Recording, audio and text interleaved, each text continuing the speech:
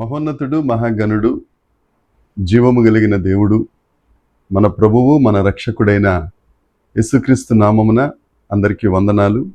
దేవునికి స్తోత్రాలు. కృప కలిగిన దేవుడు, కరుణా వాత్సల్యం కలిగిన దేవుడు మనలందరినీ ప్రేమించి మన బ్రతుకులలో మరొక నూతన దినమును అనుగ్రహించినందుకై సమస్త మహిమ, ఘనత, ప్రభావములు యేసయ్యకు మాత్రమే చెల్లునుగాక. ఆ దయగలిగిన దేవుడు ఈ నూతన దినములో మనందరికీ అనుగ్రహించిన దేవుని యొక్క వాగ్దానము, కృపావార్త.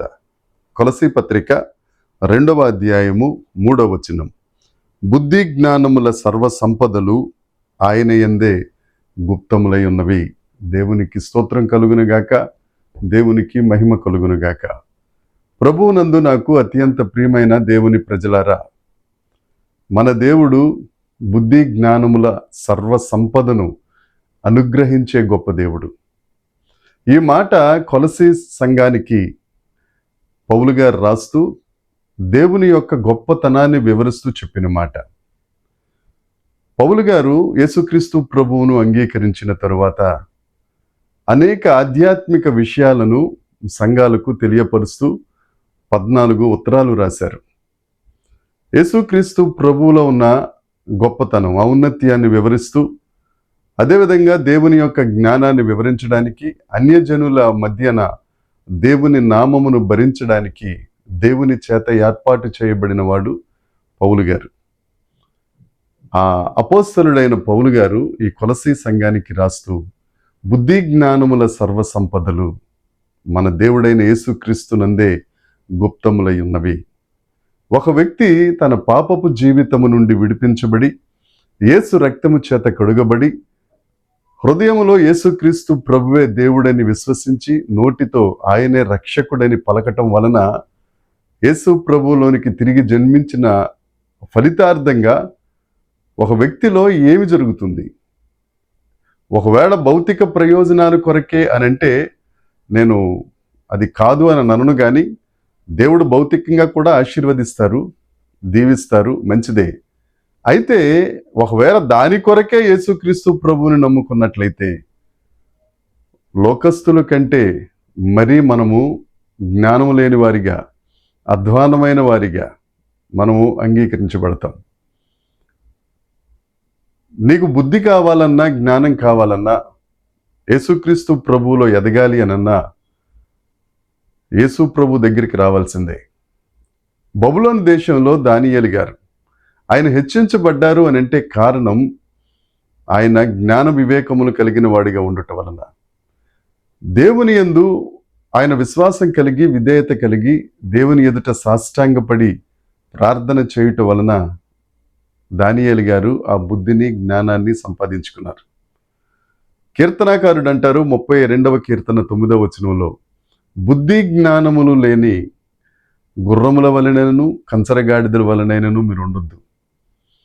లోకంలో అన్నీ ఉంటాయి కానీ, లోక జ్ఞానంతో నింపబడుతుంది కానీ, క్రీస్తు జ్ఞానం లేకుండా మనం దేవుని చెంతకు చేరాలి, మోక్షానికి చేరాలి, పరలోకానికి చేరాలి అని అంటే అది చాలా కష్టమైన పని. నువ్వు రాజుల ఎదుట హెచ్చించబడాలి, దేవుని యొక్క ఆధ్యాత్మిక జ్ఞానం మనకి తెలియాలి, మనము బుద్ధి కలిగిన వారముగా, జ్ఞానం కలిగిన వారిగా మనము, మన పిల్లలు, మన సంతతి ఉండాలి అని అంటే యేసుక్రీస్తు ప్రభు దగ్గరికి రావాలి. హోషేయ గ్రంథంలో ప్రవక్త అంటారు, నా ప్రజలు జ్ఞానం లేకే నశించిపోతున్నారు. ఈ లోకంలో మనము ఎత్తురెళ్ళలేకపోతున్నాం, పైకి రాలేకపోతున్నాం, ఆశీర్వదింపబడలేకపోతున్నాం అనంటే కారణం బుద్ధి జ్ఞానం లేకపోవడమే. దానికి కారణమైన యేసుక్రీస్తు ప్రభు లేకపోవడమే. ఆ జ్ఞానాన్ని సంపాదించుకోవడానికి దేవుని దగ్గరకు వెళ్ళవలసిన, ఆ కృపాసనమును చేరుటకు కావలసిన ప్రార్థనా జీవితం లేకపోవడమే. దేవుని యందు ప్రియమైన వారలారా, ఒక్కసారి ఆలోచించండి. మనం దేవుని ఎదుట నిష్కలంకమైన భక్తి చేయాలన్నా, మనం దేవుని చేత ఆశీర్వదించబడాలన్నా, ఆత్మలో వర్ధిల్లుచున్న ప్రకారం అన్ని విషయాల్లో వర్ధిల్లాలి అనన్నా, మనకు బుద్ధి జ్ఞానం సర్వ సంపదలు ఆయన యందే గుప్తములై ఉన్నవి అని దేవుడు మనకి దినాన్నిచ్చిన వాగ్దానంలో ఉన్నాయి. ఆయన యందే గుప్తములై ఉన్నాయి, ఆయన యందు దాచబడి ఉన్నాయి.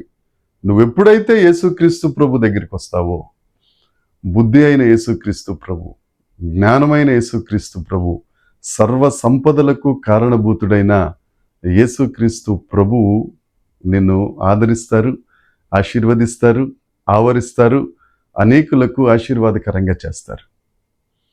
యేసు ప్రభు దగ్గరికి రా. నీకున్న సమస్త సమస్యల నుంచి విడిపించబడి, నీవు, నీ పిల్లలు, నీ కుటుంబం దేవునిలో ఆశీర్వదించబడి అనేకులకు ఆశీర్వాదకరంగా ఉండునట్లు ఆ సర్వసంపదలకు కారణభూతుడైన యేసయ్య పాదాల చెంతకొచ్చి ఆశీర్వాదము నొందుదువుగాక. దేవుడు నిన్ను దీవించునుగాక. ప్రార్థన చేసుకుందాం.